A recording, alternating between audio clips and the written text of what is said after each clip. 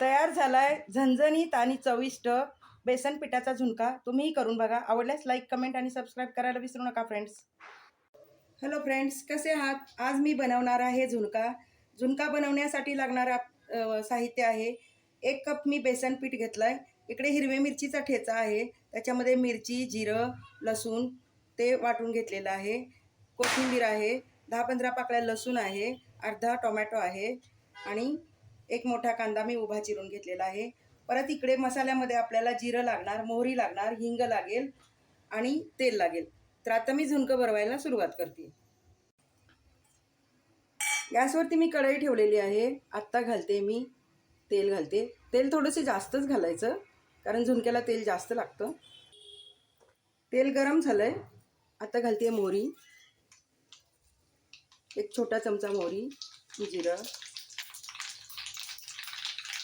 अर्धा चमचा हिंग,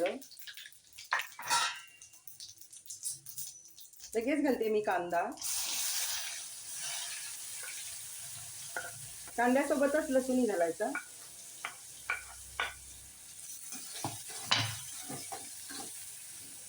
आता कांदा लाल गळून झालेला आहे, घालते हळद, टोमॅटो मऊ करून घ्यायचा।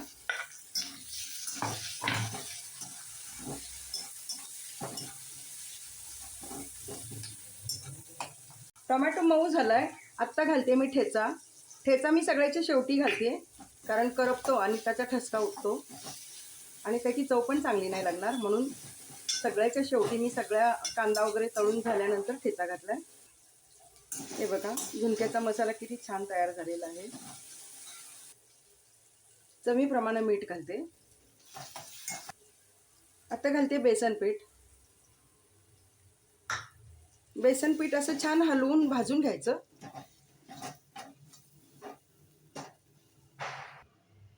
इकडे तेलामध्ये बेसन भाजून झालेलं आहे।